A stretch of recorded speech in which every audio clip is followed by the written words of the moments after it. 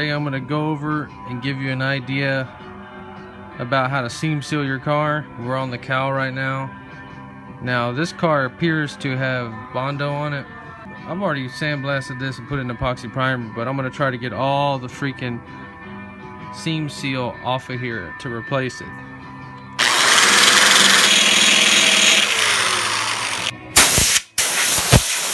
You kind of see we were just cleaning the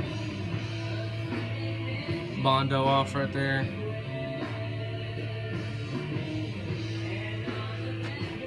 And the way you tell it's Bondo is, I mean, seam sealer's not going to turn to dust like that.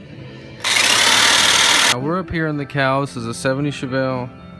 Car's 45 years old. You need to go ahead and, if you can do this to your car, do it, because all the seam sealer falls off about 30 years. Now with the seam sealer gone there, it's actually allowing moisture to go in there and rust your car from the inside out. So if you have any places in your car that look like that, probably need to get on it. It's also good to pull the windshield, because there was no way to even tell from the windshield in the car that it had pitting right there. Now it's real easy to fix pitting like that and it'll still be good, but once it makes one little rust hole, man, it just turns into a mess. Now I'm pretty sure that is seam sealer right there, so we're gonna take that off to show you the difference of how the seam sealer and the Bondo would look. Okay, now the seam sealer will disintegrate too, but it will not turn into dust. It'll just fling little bouncy balls everywhere.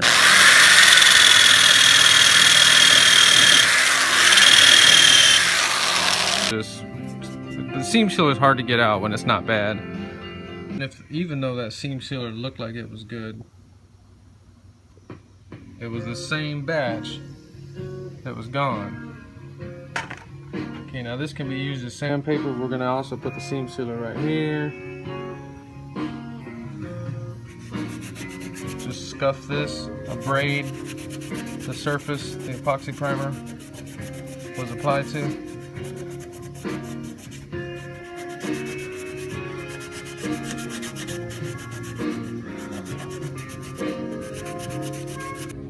Okay, and this is what the dried seam sealer will look like, in case you have no idea.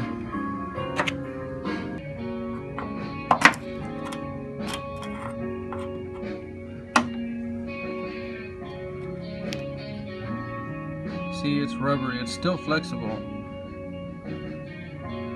Just in case you don't have any, you want to get all that off, so we're going to go ahead and get all this off down here. Got it off right there. We're going to sandblast down here. Clean up this, and all this needs to be done in there, redone.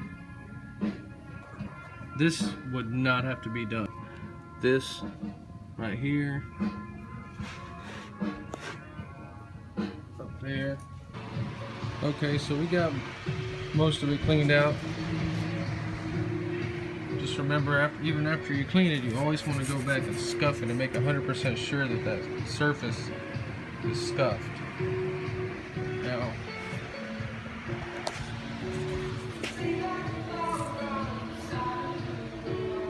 I want you to see how much more actually needs to be seam sealed than you really think. There's a lot.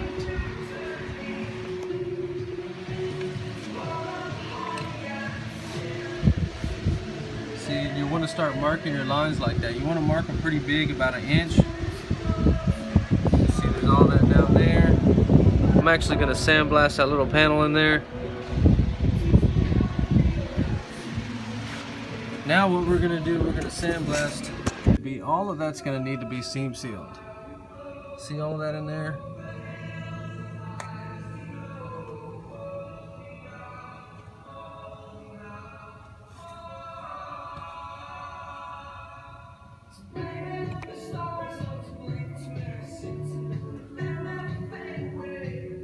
See, that's the rocker panel right there. Alright, so we have everything taped up, ready to put the seam sealer on there. Now, there are 2 seams that you are going to have to finish off real nice. Right there and right there. But that one is not as important as this one. because your windshield has a seal that goes right here, so you want this to be flat as possible. It's just some economy stuff I'm using. I think it's $10 or $12. It dries real fast. It starts to dry really fast, so don't have a fan blowing. Trying to smooth this stuff out. This stuff has the consistency of peanut butter. It's real messy, real nasty. It's kind of like liquid nails.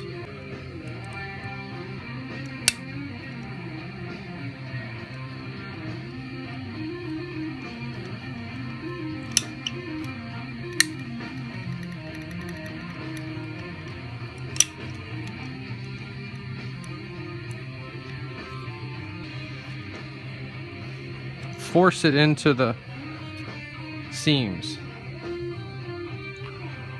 first.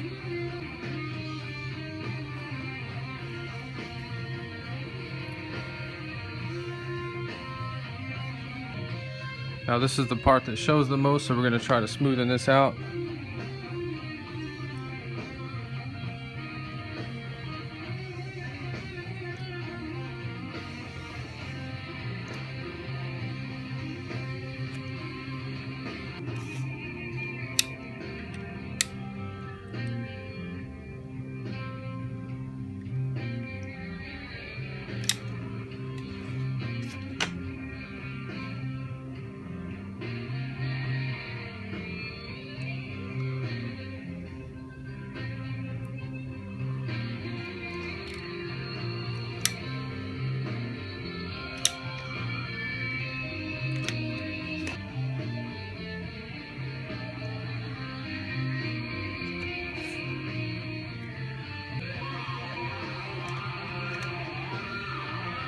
Okay, when you kind of got your results kind of where you want them, you can either fix them now or fix them later or whatever.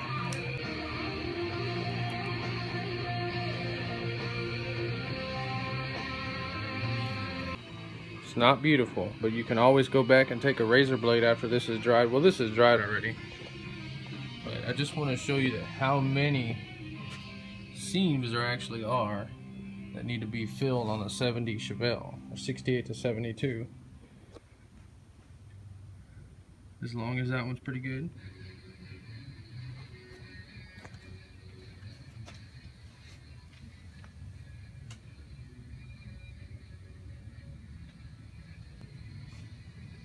Now, that's messy, but it doesn't matter. It's sealed off. I'm going to go back and clean it up.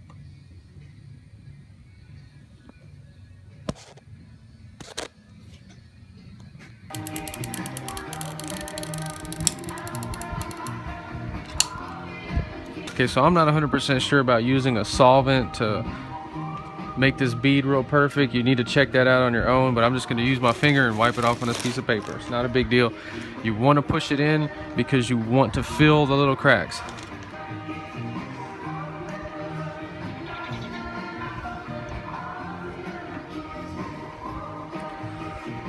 Try to push it in, and then we're going to make our bead on it.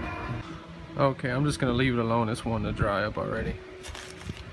So that's just something to think about, the fast drying. If you were doing a roof rail or a trunk, you may want to do it in a lower temperature, because you saw how fast that dried. That was ridiculous.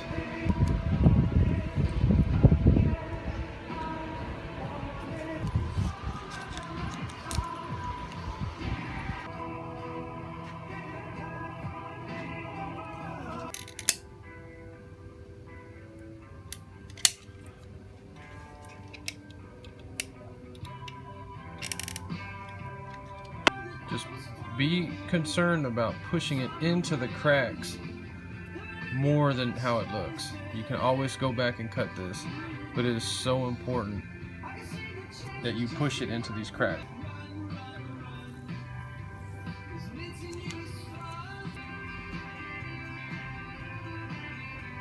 Okay, so I'm not going to make a big deal about it, just going to go back and trim it later. Now we have everything pretty much done and ready to do the body work. Now when you're doing contours like this, you always want to use a Scotch-Brite to get in every single little groove and spend your time, so you can just do this one time and forget about it. I've already done the body work, got the pitting out, kind of rough blocked it.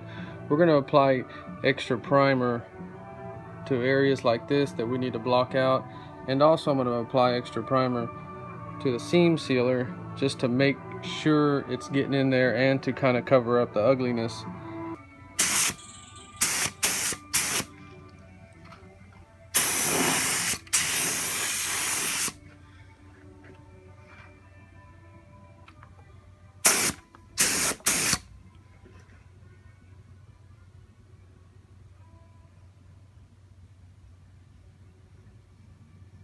It's got like two thick coats of base coat.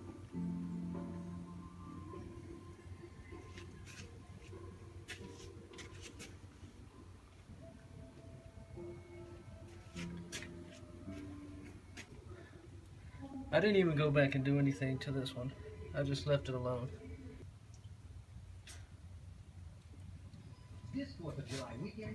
Thanks for watching, and if you like the video, please subscribe. I have more videos coming. Thank you.